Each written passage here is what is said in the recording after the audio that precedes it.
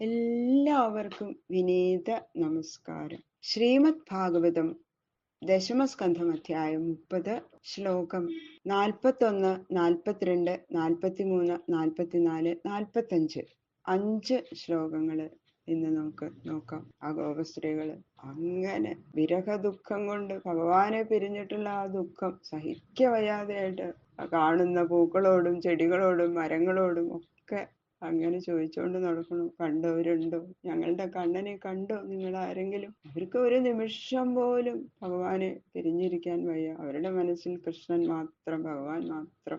എല്ലാം ഉപേക്ഷിച്ച് അവര് കൃഷ്ണന്റെ സമീപത്തിലേക്ക് വന്നതാണ്. അങ്ങനെ ആനന്ദിച്ചുകൊണ്ടിരിക്കുമ്പോഴാണ് പെട്ടെന്ന് ഭഗവാനെ കാണാതെ ഇത്രയും ദുഃഖം കൊണ്ട് സഹിക്കാൻ വയ്യാതെ അവര് അന്വേഷിച്ച് നടക്കുമ്പോഴാണ് രാധാദേവി. രാധാദേവിയോട് കൂടിയിട്ടാണ് കൃഷ്ണൻ പിന്നെ പോയതെന്ന് അങ്ങോട്ട് അറിഞ്ഞപ്പോ അത്രയും ദേഷ്യവും സങ്കടമൊക്കെ അവർക്ക് വന്നു. രാധയോട് ദേഷ്യം വന്നത്. പക്ഷേ രാധാദേവിയും കൂടി ഉപേക്ഷിച്ചിട്ട് പോയി കണ്ണൻ എന്ന് അറിഞ്ഞപ്പോ അവർക്ക് പാവം തോന്നി. രാധാദേവിയുടെ ആ കിടപ്പ്, ബോധം കെട്ട് ഇങ്ങനെ കിടക്കുക. വേഗം അവര് ശുശ്രൂഷിച്ച് രാധാദേവിയെ ഉണർത്തി. അങ്ങനെ പിന്നെ രാധാദേവിയോട് കൂടിയിട്ട് അവര് ഭഗവാനെ തെരഞ്ഞു നടക്കുന്നു. കൃഷ്ണായ വാസുദേവായ ഹരയേ പരമാത്മനെ പ്രണതക്ലേശനാശായ ഗോവിന്ദായ നമോ നമഃ. കോമളം കൂജയൻ വേണും ശ്യാമളോയം കുമാരക വേദവേദ്യം പരം ബ്രഹ്മ ഭാസതാം പുരതോ മമ. ഓം നമോ ഭഗവതേ വാസുദേവായ.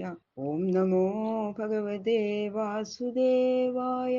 ഓം നമോ ഭഗവതേ വാസുദേവായ. ശ്ലോകം 41.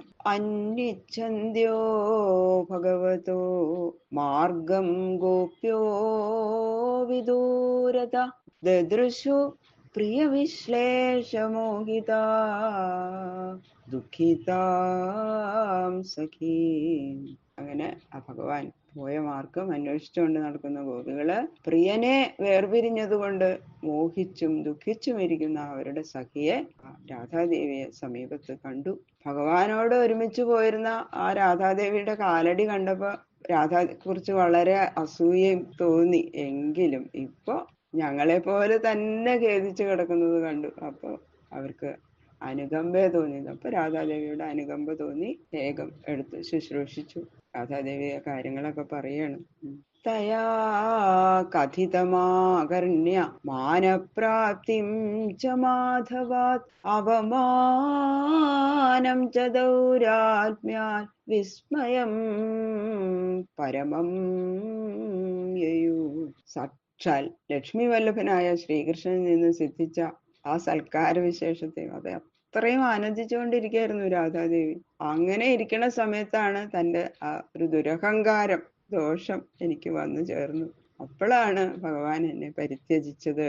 ആ ഒരു ദുഃഖം, അപമാനം ഒക്കെ രാധാദേവി വിസ്തരിച്ചു പറഞ്ഞു. അത്രയും രസമായിട്ട് ഞങ്ങള് ആസ്വദിച്ച് അത്രയും ആനന്ദിപ്പിച്ചുകൊണ്ട് നടക്കുകയായിരുന്നു. അപ്പൊ എനിക്ക് തോന്നിയ ഒരു ദുരഹങ്കാരം കൊണ്ടാണ് എനിക്കിങ്ങനെ സംഭവിച്ചത്. ഇത് കേട്ടപ്പോ ഗോപസ്ത്രീകൾക്ക് വളരെ ആശ്ചര്യം തോന്നി എന്നാ പറയണ. വിസ്മയം പരമം യയു അവര്. തതോ വിശൽവനം ചന്ദ്രജ്യോത്സ്നായാവൽ വിഭാവ്യത്തെ തമപ്രവിഷ്ടമാലക്ഷ്യ തതോ നിവവൃതു സ്ത്രീയ. അങ്ങനെ ആ നിലാവ് അസ്തമിക്കുന്നത് വരെ, ചന്ദ്രിക അസ്തമിക്കുന്നത് വരെ രാധയോട് കൂടി ചേർന്ന് കൃഷ്ണനെ അന്വേഷിച്ചുകൊണ്ട് ഗോപികൾ അങ്ങനെ വനത്തിൽ സഞ്ചരിച്ചു. പിന്നെ എന്തായി? അപ്പോഴേക്ക് ഇരുട്ടായി, അന്ധകാരം വന്നപ്പോ അവര് നിർത്തിവെച്ചു ശ്രീകൃഷ്ണ അന്വേഷണം. ചന്ദ്രൻ അസ്തമിച്ചിട്ടില്ല, പക്ഷെ ചന്ദ്രകിരണങ്ങള് പ്രവേശിക്കാത്ത അത്രയും ഗഹനമായ വനമാണ്. അപ്പൊ എന്തായി? അപ്പൊ കാൽപ്പാടുകളൊന്നും കാണാൻ പറ്റണില്ല അവർക്ക്. അതുകൊണ്ട് കാൽപ്പാടുകൾ കാണുന്നത് ദുഷ്കരമായത് കാരണം കൃഷ്ണാന്വേഷണം നിർത്തി. അവര് നിർത്തില്ലാതെയായി അവർക്ക്. പൗർണമി രാത്രിയില് ചന്ദ്രൻ എപ്പോഴും നല്ല നിലാവുണ്ടാവൂലോ. പക്ഷെ ആ വനല്ലേ, അപ്പൊ അതിൻ്റെ ഉള്ളിലേക്ക് കടക്കണില്ല. അപ്പൊ അവർക്ക് കാലടികൾ കാണാൻ പറ്റണില്ല. എവിടെ അന്വേഷിക്കുക? അവര് നിർത്തി വെച്ചിട്ട് ഒരു സ്ഥലത്ത് ഇരിക്കുകയാണ്. തന്മനസ്കാൽ തദാ ലാഭാൽ തദ്വിജേഷ്ടാ തദാത്മികാഃ തൽഗുണാനേവ ഗായന്ത്യോ ആത്മാകാരാണി സസ്മരു. അപ്പൊ കൃഷ്ണാന്വേഷണം നിർത്തിയിട്ട് അവര് ഗൃഹത്തിലേക്ക് പോയി എന്ന് വിചാരിക്കണം. അതല്ല കേട്ടോ, ഗൃഹത്തിലേക്കൊന്നും അവര് മടങ്ങി പോയില്ല. അവരുടെ മനസ്സ് മുഴുവനും ആ ശ്രീകൃഷ്ണ ഭഗവാനിൽ തന്നെ ഇരിക്കുകയാണ്. ശ്രീകൃഷ്ണന്റെ വർത്തമാനങ്ങളെ കുറിച്ച് മാത്രമേ അവർക്ക് പറയാനുള്ളൂ. ആ കൃഷ്ണൻ കാട്ടിയ ഓരോരോ ചേഷ്ടകളെ തന്നെ ഇവര് അത് മാത്രമേ ഇവര് അഭിനയിക്കണുള്ളൂ. ഭഗവാനല്ലാതെ ഒന്നുമില്ല അവരുടെ മനസ്സില്.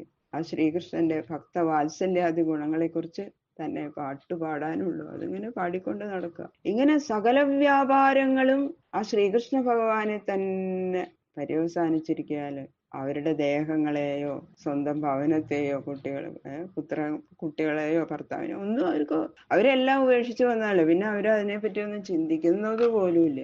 ഒരു സ്മരണ കൂടി അവർക്ക് ഉണ്ടായിട്ടില്ല. വേറെ ഒന്നുമില്ല. അത് മാത്രമേ ഉള്ളൂ സ്മരണ.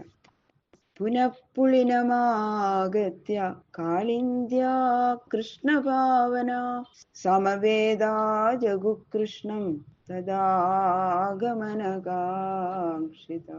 പിന്നെ അവര് ഗൃഹത്തിലേക്ക് പോകാതെ പിന്നെ അവരെന്താ ചെയ്തത് എന്നത് വിവരിക്കുകയാണ്. എല്ലാവരും കൂടി ആ കാളിയന്തിയുടെ തീരത്ത് ആ മണൽത്തട്ടിൽ പോയി അങ്ങോട്ട് ഇരുന്നു.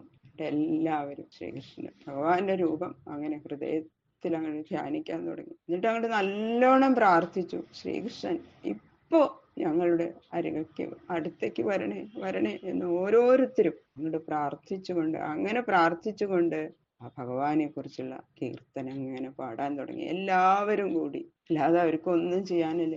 നീ കണ്ണനെ കാണാതെ അവർക്ക് ഒരു നിമിഷം ഇരിക്കാൻ വയ്യ. ഭഗവാൻ വരണേ ഇത്ര ഉള്ളു ചുട്ട അങ്ങോട്ട് പ്രാർത്ഥിച്ചുകൊണ്ട് അവര് എല്ലാവരും കൂടി ഒരേ മനസ്സോടെ കൃഷ്ണനെ കുറിച്ചുള്ള കീർത്തനങ്ങൾ ആലപിക്കാൻ തുടങ്ങി.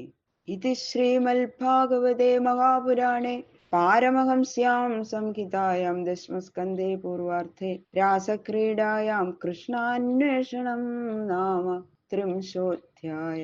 സർവത്ര ഗോവിന്ദ നാമ സങ്കീർത്തനം. ഗോവിന്ദ ഗോവിന്ദ ഗോവിന്ദ.